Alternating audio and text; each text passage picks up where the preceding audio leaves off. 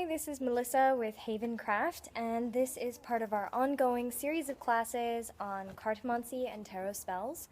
This is a Tarot in Depth class specifically about the Star card.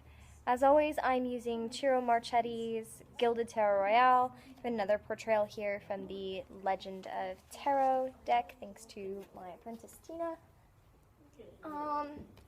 So the Star card really follows after the Tower, and the meaning is a lot clearer if you understand the Tower. So just as a refresh from last week's class, the Tower is about your world breaking, everything falling apart, the loss of the foundation that you're standing on, and basically the collapse of your life.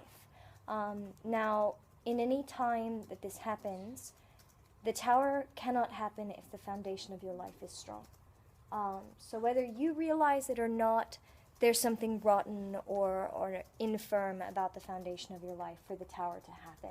So say that it's because your partner cheated on you. Then, okay, that relationship, even if you thought it was built on a firm foundation, really wasn't, because they were lying.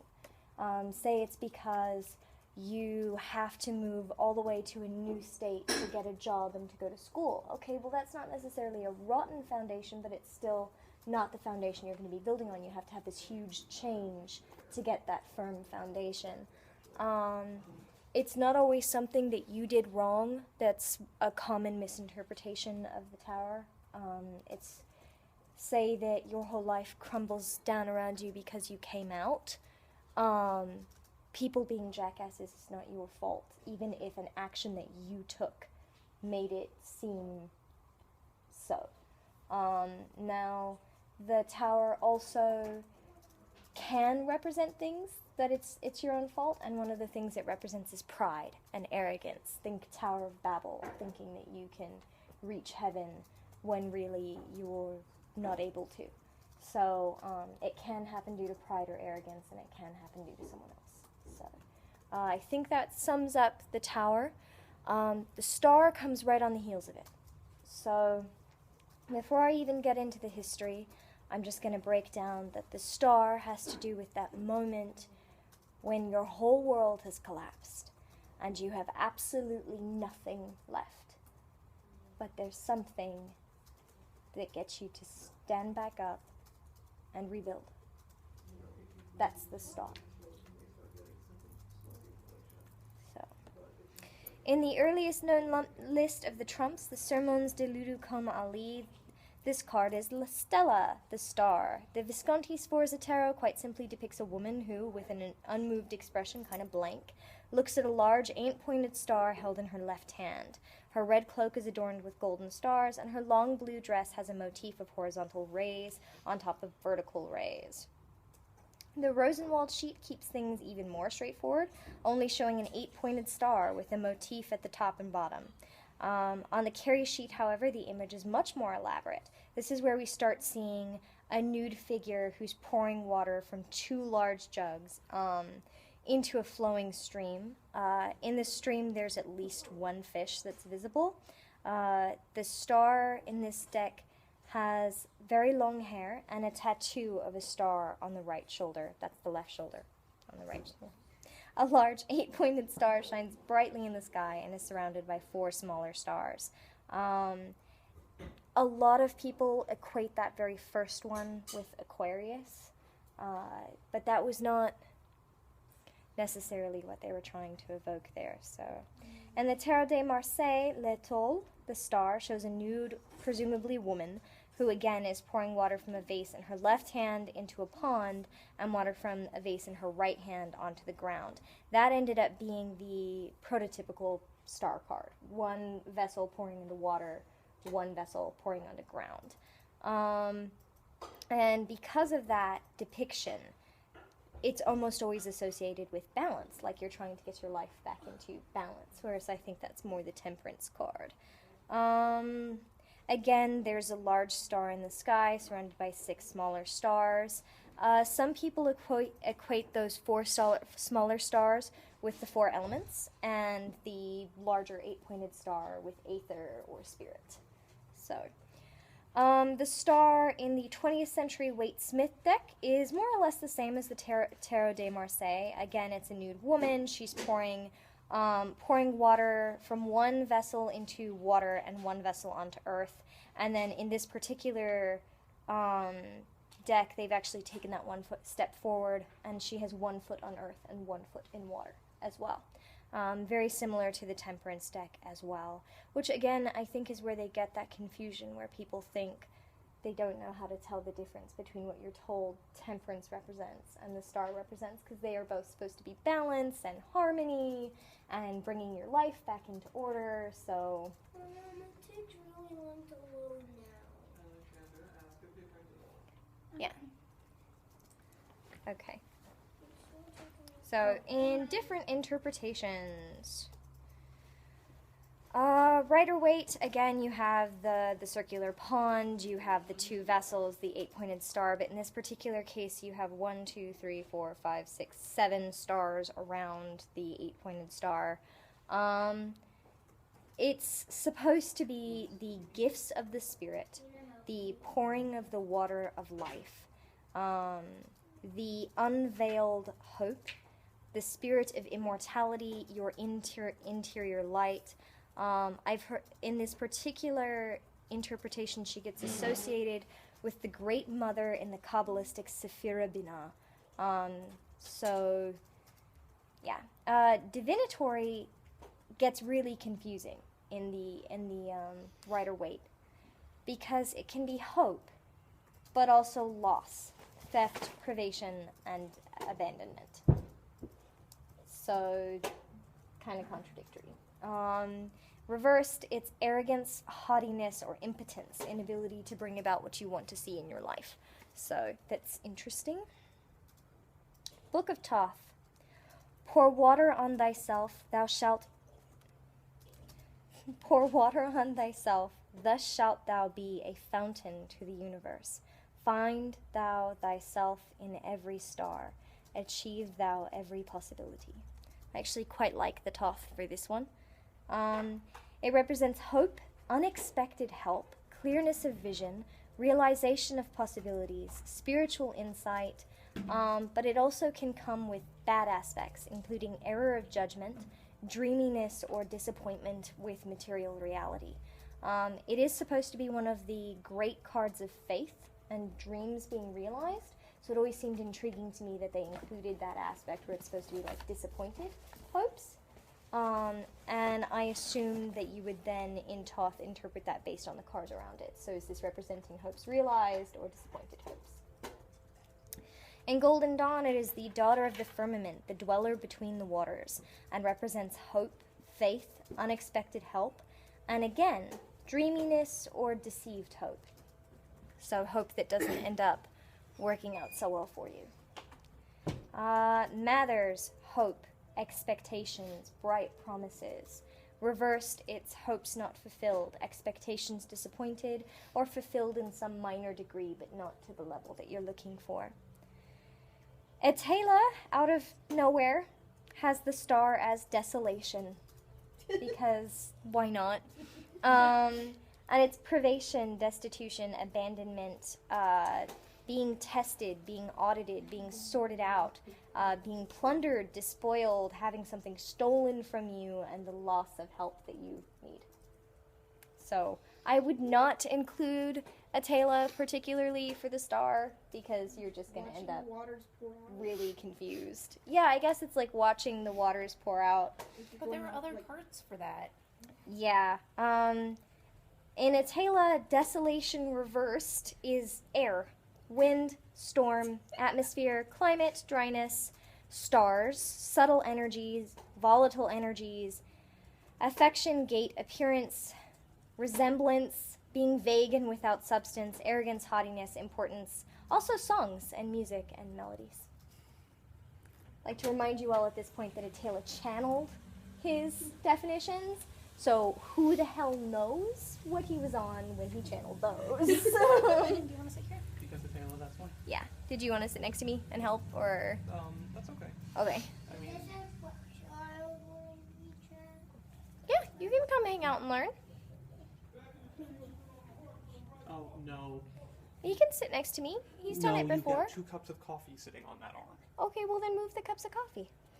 Well, okay, but I would appreciate it if he would look at what's around him before he just starts doing things. Thank you for moving my deck, sweetheart.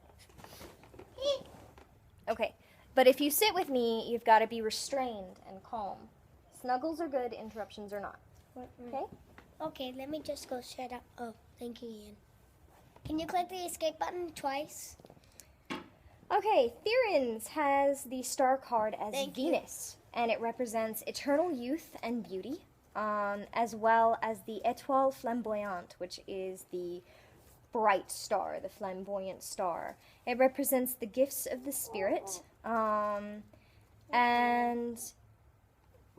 blah, blah, blah, where am I? The fluids of life upon the earth, so sort of the restoration of life, eternal youth, and also butterflies, so life which extends beyond the grave. So in Paul Foster case, it is l'étoile, and it is Aquarius, so it represents everything from assistance to friends to the mutable nature of water, and basically all the things that water represents. So it's life, but also destruction. It's transport, but also the breaking down of things. So Ouspensky has it as the astral world, imagination, and ecstasy. So, okay, moving right along. Yes, Alexander. This is you interrupting. I didn't even ask for it. Oh, I thought you said mom. No, I said meow. Okay, no random noises either. Okay. Okay. I said meow, actually. Right now, attention is on you instead of on the class, which has students. That needs to stop. Thank you. You just did Paul Foster case. Thank you. Okay, so let's talk about what the star represents in basically, yes, this is sort of the unified idea of what the star is. And it basically amounts to hope, to everything has fallen apart. So what is your guiding star? What is your fixed star? What is your direction here? When your whole world has crumbled to ash, what's left? I've heard of teachers interpreting this as hope in the bottom of Pandora's box. All the demons have been unleashed. You have made a fatal error that will harm not only yourself but others. And at the bottom of the box, when all seems lost, there's a glint of hope. Yeah. And that's the star card. It also represents the idea that something from the astral or the dreamlands or the divine or etc. is still kind of rooting for you, still giving you that little ray of light, still giving you that leading direction, that guidance, that support. It's less than the high priest or the hierophant, or the pope, where it represents like there's an outside force who's literally going to advise you and take control and be paternalistic and think they know what's best, and more along the lines of giving you a hand up when everything has fallen apart. So where am I in my notes? The star is part of a cycle of death and rebirth, and there's a bunch of those all through The Major Arcana, and to a lesser extent, the entire deck. yes. And this one in particular is the tower and the star, and they circle each other. In the tower, there's always that opportunity to either fall, hit the ground, and be done, be dead, give up, or realize that your whole life is falling apart on you and fly instead. And the star is where you go if you choose to fly instead of fall, or if you fall and you choose to get up anyway. So it tends to represent holding fast, finding hope, staying strong and cheerful and resolute even when the whole world is falling apart around you. It also can represent being emotionally fulfilled even in times of disaster. And I don't necessarily mean being maladjusted, although that can be part of it. I don't know what you're talking about. But there hits a point where when all you have is you, when everything else has abandoned you, betrayed you, broken your heart, fallen out of your reach, and all you have left is you, where that's almost kind of comfortable. It's like, all right, so it's just me. Well, I'm gonna keep putting one foot in front of the other anyway, and I'm gonna be okay. To a certain extent, I think of this as a recentering card. Everything has happened. Refocus, recenter. What's left? There's you, and whatever else there is. And now you deal with that. Okay, very cool. I'm actually going to share a little bit out of Romani Cartomancy and say that this is actually the Crossroads card for us. This is the card, again, everything has fallen apart, which means you can go in any direction you want to. The 8-pointed star also tends to represent for us the compass rose, the you can go in any direction from here, the crossroads. It also tends to represent the wheel. So forward progress, continuing to move even when all you have is movement. If all you have left is to pick a direction, you pick a direction and go. So if you were, and I'm kind of skipping ahead to using this for talking to a divine power, if you were going to use a card to talk to the figure at the crossroads, we use the star card. So, also my favorite. This is my favorite card. Everybody has one, and this one's mine. Okay. The star plus the Hierophant would reinforce that message of there is something outside of you that cares what happens to you. The star is more a guide. The Hierophant is more a guardian or a more paternalistic and protective force. So if you're sort of going like, I feel really alone, I feel like I have no support from the other world right now, and you pull both these cards, you're being reassured that the support is still present, that there are things interested in your life. You hope that you agree with them on Right. on Maybe that those things support. that are interested in your life are the same things that tore it down in the first place. Right.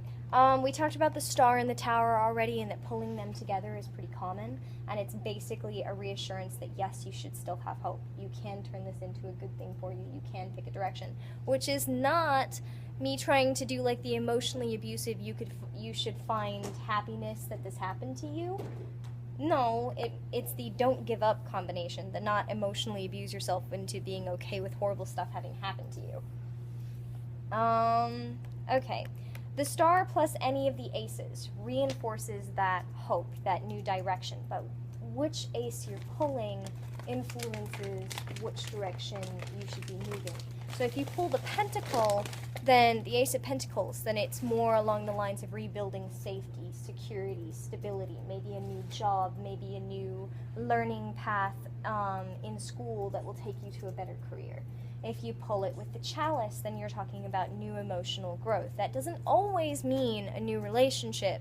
It can mean a new chance to let your heart heal before you start looking for a new relationship. So keep that in mind. If you're talking about the star and the sword, then this could be either a new intellectual pursuit or a new belief in your own judgment, a new trusting in your willingness to protect yourself, to sever things before they have a chance to hurt you. I definitely pulled the star card and a lot of swords following my divorce as sort of you're learning to trust your instincts again. You're learning to be willing to thrust to the heart of an issue or to not let someone bullshit you. What am I missing? I did Ace of Pentacles, Ace of Swords, Ace of Chalices, Ace of Wands. Okay.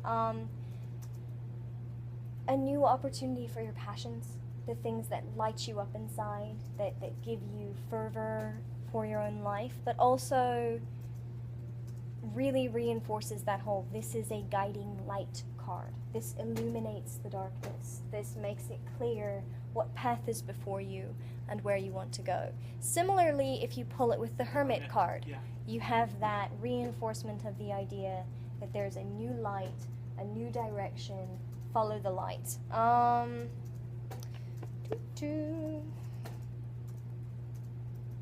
card combinations I can think of are 3 cards. Okay, well why don't you go ahead and give me one? Well, like, okay, if you pulled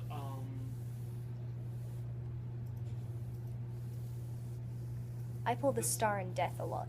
Okay, I was actually going to say the star, the Eight of Pentacles, and Three of Wands.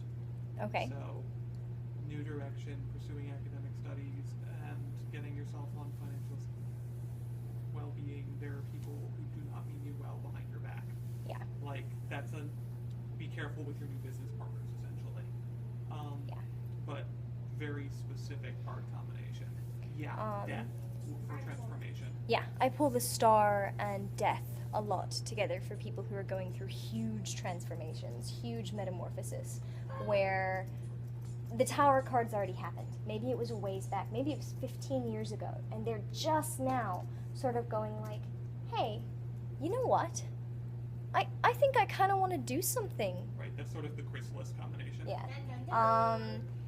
With the Magician, it tends to represent that, okay, the path is there, and it looks really daunting, but you have absolutely every tool that you need to make it through that path. The Star with the Chariot.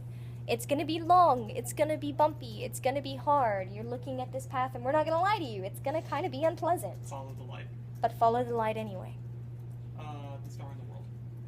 Okay, so if there's been something that you have wanted your entire life, but the path has never been clear to get it, never ever, then the star and the world together means that there may be a moment coming up, or that has just happened, depending upon where you pull it, whether it's past, present, future, where that's happening. That thing you've always wanted. Oh yeah, past, present, and future. Okay, thank you. This is kind of a backwards class today. So past, present, and future for the star. If the star upright is in the past, okay, great. You had your moment of hope already. You had your moment of realization. So what you're looking for here is what's blocking the path. What's guiding you? What's helping you in this new direction? What's hindering you in this new direction? Because sometimes we try and pick up some of the rubble from the tower and bring it with us. Souvenirs. And, you know, sometimes that's for the good. If you're pulling it with the Two of Pentacles, it's actually like learning from your past, learning to carry it with you, and turn it into something you use to protect yourself, like building a shield from the rebel. Sometimes you decided to pick up the cornerstone of the tower that you built and then collapsed as a souvenir. And then carry you're it just with going to you. have the same problem over again. We've all met that person. Yeah. If the star is upside down in the past, then when everything collapsed and you looked around for your bit of hope, you did not find it. And that does happen. There are times when it just is despair and everything is awful. But on the bright side, if you're getting a tarot reading or giving yourself one, you did keep going, even though you were going in the dark. Yeah. So, Present. present. Congrats! You have your glint. You have your hope. That does require that you get up and grab it. You can't just sort of go, oh, there's hope. I guess I'll just lay back down in the rubble now. People do. People go like, oh, there's a chance this will be better someday. I guess that means I can just not work Lie hard here. now. I can Right. just lie here. It'll be better someday, right? I've done that. Me too. I've totally done that. How that works. So upside down in the present, you have to keep looking. There is always a way out, and no, I don't mean death. I've noticed online that a lot of people say that, like, oh, don't worry, death is still your door out. No. I mean, No. yes, technically it is. But I'd explore your other options. Yeah, please explore your other options first, and consider like programming a suicide hotline into your cell phone, please. There is always a way out, even if it's working somewhere for minimum wage and crashing on a friend's couch while you go to night school. And no, there's not a lot of great options for people right now. And we'll get into more of that when we get to the queer tarot here in a minute. Sometimes none of your options are great, but there are options.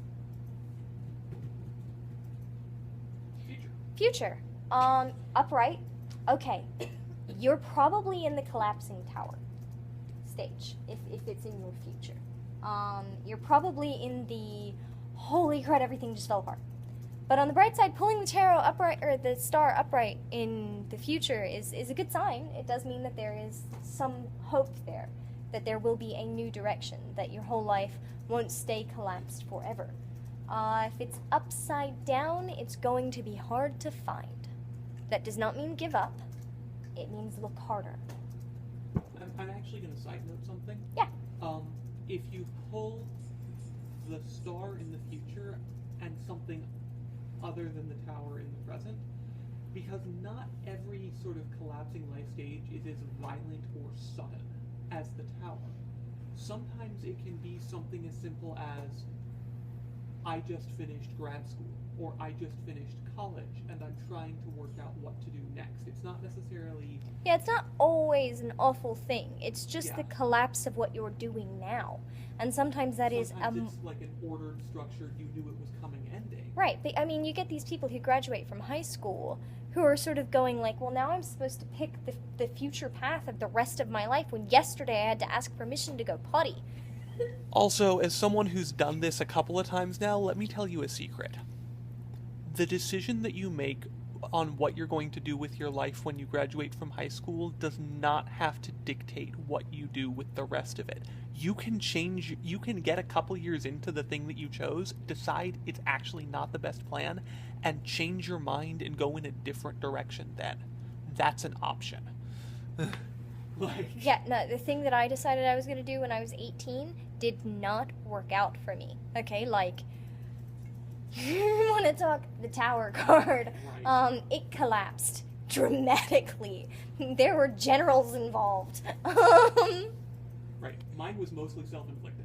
Yeah, and you know what? I'm okay. I'm really happy with where I am now. And actually, I accomplished all but one of the things that I wanted to do in my life before I was 30. And I think that considering my list, I know what my list was, that was damn impressive. So, including survive. One of the ones on my list was get through it. Just get to 30. Okay, now let's get to 80. Because it was an exponentially increasing goal.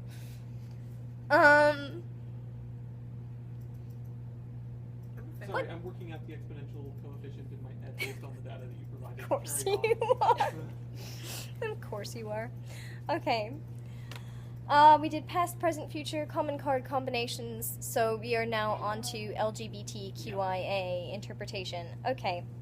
Let's start with the fact that sometimes my guiding star is spite. I want to get a tattoo that says, "May the bridges that I burn light the way." I know that sometimes the torch that you're carrying that's lighting your way in the darkness involves a lot of going like, well, fuck them, and I'm gonna do this anyway, and I'm gonna be okay, and they have no idea what they've done by messing with me. So, you know, it works. It works, because sometimes what ends up making your life collapse is the fact that we are surrounded by people who elected someone like Donald Trump. I knew it. I'm surrounded by assholes. Right, sometimes it's the color of your skin. Sometimes it's the fact that you wear a hijab. Sometimes it's the fact that you like to kiss a couple of men. Or maybe men, women, another. Or who knows? Or no one at all.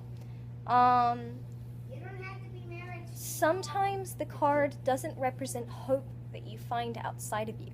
It represents hope that you find inside of you. Optimism, the belief in some kind of unchanging, untouchable essence of you that is going to survive this. And that is valuable regardless of whether or not you wind up president of the United States. It doesn't have to be an outside of you goal.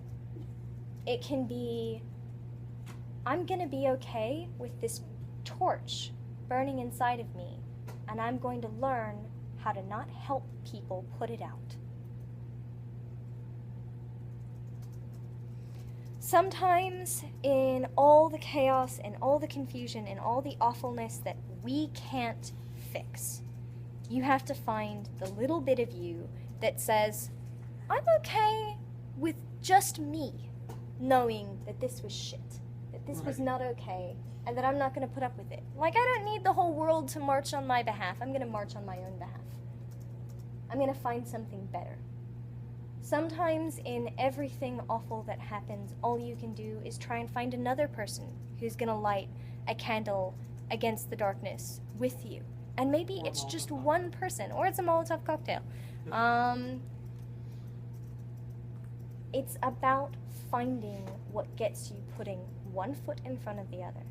It's about finding that bit of you that is okay with walking through the darkness alone, or maybe finding that one other light that burns with you.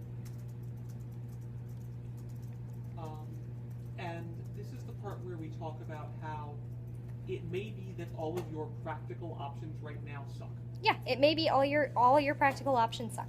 It's living on someone's floor, and they don't clean often enough, and working 2 shitty jobs for minimum wage while going to night school, knowing that even if you get a degree right now, you might not get a job. Maybe you're too brown.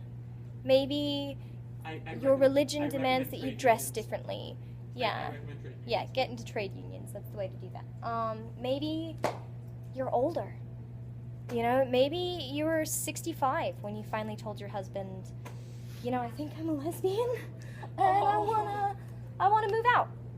And now nobody wants to hire you because you were a Stepford wife and you have no career.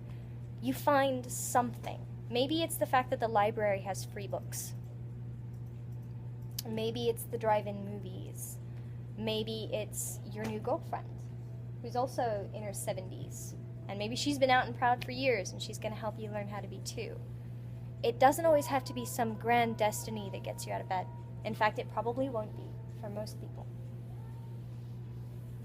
But it's your destiny, and you can still be happy with it. And you can make it whatever you want. Right? People get this backwards. They seem to think that their destinies control them.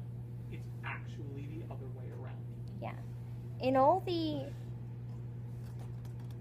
the infinite combinations of the universe, most of us are not Frodo Baggins. Or not what? Frodo Baggins. Most of us Lord of the Rings. are not carrying the ring to Mount Doom with the light of Elendil Or what? lighting their way. Mithril chainmail of Elvish Prince and Right. super special. Most of us are not the super specialist snowflake ever with the glorious destiny TM, okay? Yeah. Be happy about that. It means you get to make your own choices. Yeah. You're steering. So pick a direction on the crossroads and get to it. Okay. Spirit communication and spells. Yep, I do actually have a poem to go tonight. I have been forgetting that section, but please don't let me turn off the video without quoting my poem. Okay. Okay.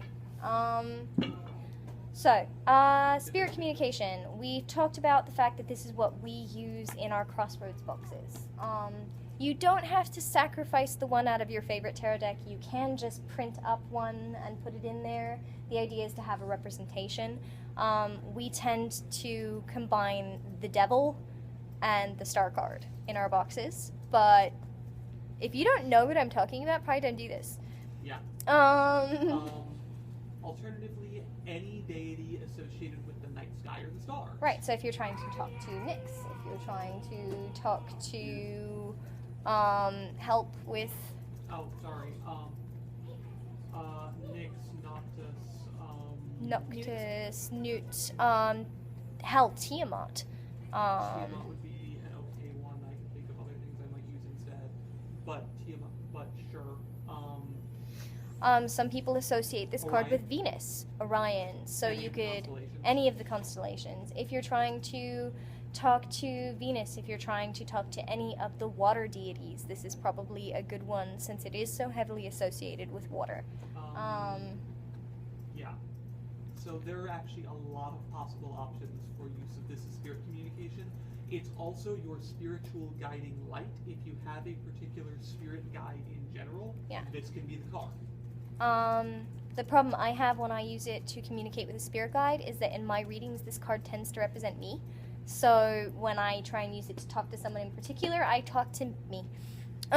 Which, hey, don't get me wrong, that can be very useful to sort of go like, hey, self, what's going on?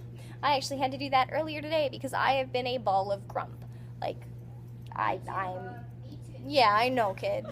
We're just grumpy. Use in spells. This is in particular what I was talking about when I mentioned it as a recentering and refocusing card. Yeah, it's great for recentering, great for refocusing, great for pulling yourself back into balance, not like the Temperance where it's balance, and patience. This is like, wow, everything scattered, everything broke apart. Let's pull it back together. I have Pull no it back together, equilibrium. self. Regain equilibrium. It's also great if you want to combine it, say, with the Sun card for bringing about new life, for sort of pouring the waters of life onto whatever you're trying to make come to fruition, and help it along. Now, reminder that you have to have some real world action there to get that to actually work out. There's also a particular way of doing a star-focused reading that I think is worth mentioning. Yeah. Where you Can say, you make sure that they can hear you? I'll project towards the phone. Thank you. There's a particular way of doing a star-focused reading that I think is worth mentioning, where you place the card and say, what, essentially, my guiding light, what steps do I need to be taking to move in this direction? If you're confused as to whether you should be working on establishing, it's a prioritization question. Do I need to be working on establishing physical security first so I can move towards this? Do I need to be focusing on my spiritual pursuits first? That's really good, thank you. Because a lot of the time people are like, cool, it means I have a direction. What is it? What is it? How do I get there? So, yeah. Okay, and my poem for today, I'm gonna go. I have a question. What's your question, sweetheart? How come sometimes you have to go in so many directions? Because life is complicated. Basically. It's complex. Problems are hardly ever simple, although some of them just involve, like, no, really, they're not your friends. He is cheating. And you need to deal with your own emotional baggage before you'll have emotional stability. Later, sweetheart. Hold on.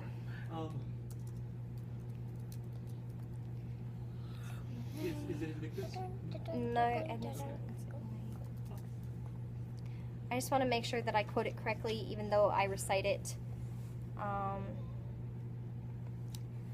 My candle burns at both ends. It will not last the night. But ah, my foes, and oh, my friends, it gives a lovely light. Edna St. Vincent Millay. Basically, find the reason why you're lighting the darkness.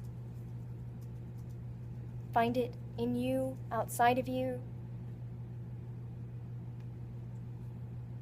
Okay. I think that's our class for tonight. Yep. See you next time.